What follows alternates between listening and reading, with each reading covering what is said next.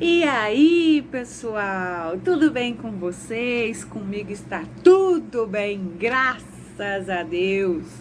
Tenho novidades hoje, hein? Olha só. Tcharam! Módulo 4, pessoal. Ai, que coisa boa! Último. Nós vamos terminar, ó, e fechar com chave de ouro. Vamos lá? Aula de português. Módulo 4, capítulo 13, páginas 8 a 13.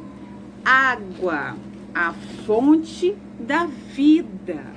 Vamos lá? Animação, hein? Doce ou salgada, toda a água de nosso planeta é importante para a conservação da vida.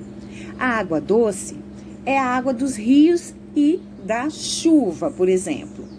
Ela só recebe o nome de água doce para diferenciar da água salgada, que é a dos mares.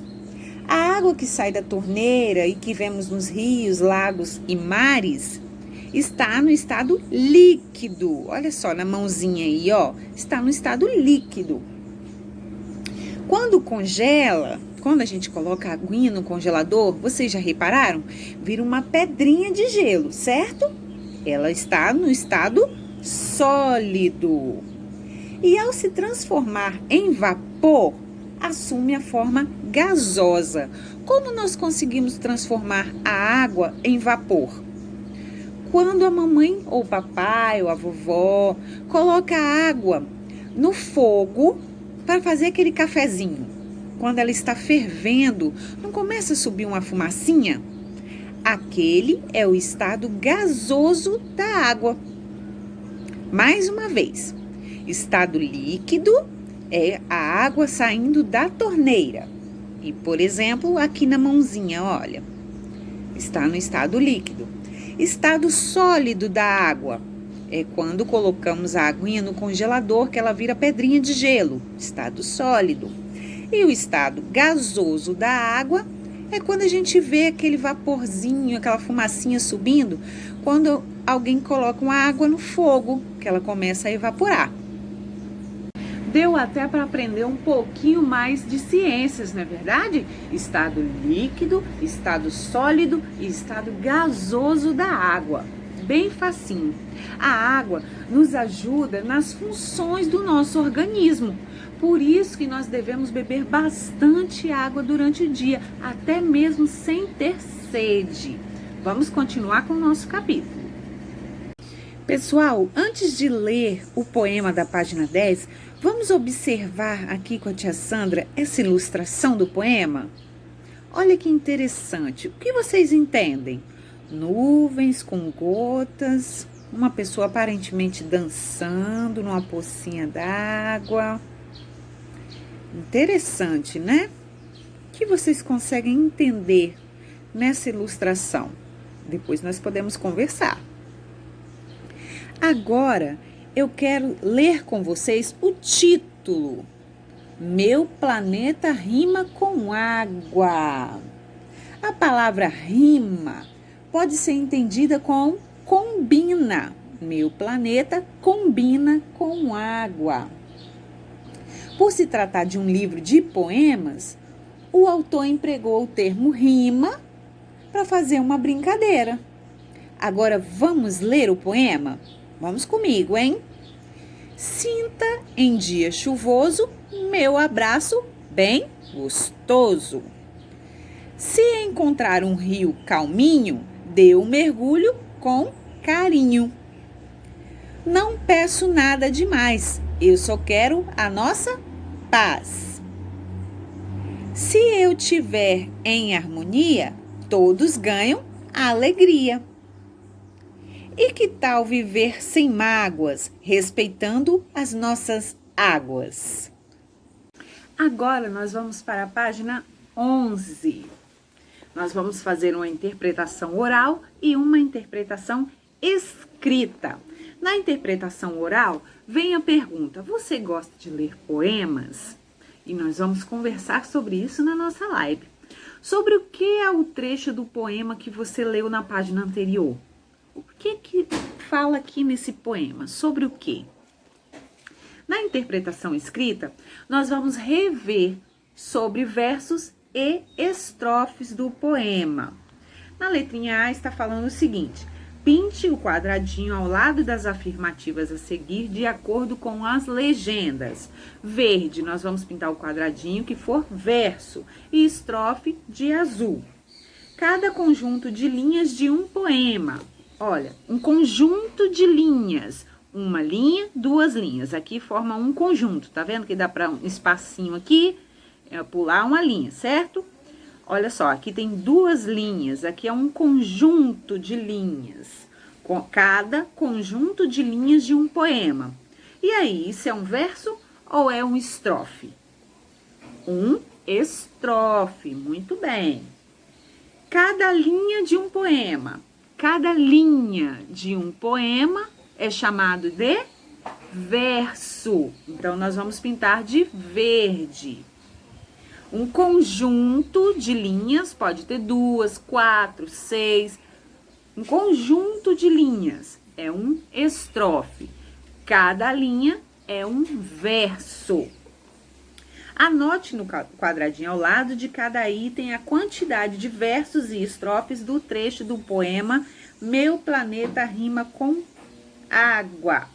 Vamos ver quantos versos nós temos aqui no poema. Vamos contar juntos? Vamos lá.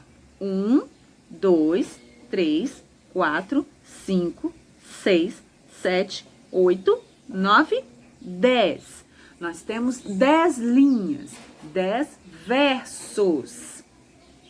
Quantos estrofes? Estrofes são os conjuntos de linhas, né? O conjunto de versos. Um conjunto de linha, 2, 3, 4, 5 estrofes. Então, são 10 versos e 5 estrofes. Deu para entender? Página 12. Pinte as gotinhas de água utilizando uma cor diferente para cada par de palavras que rimam.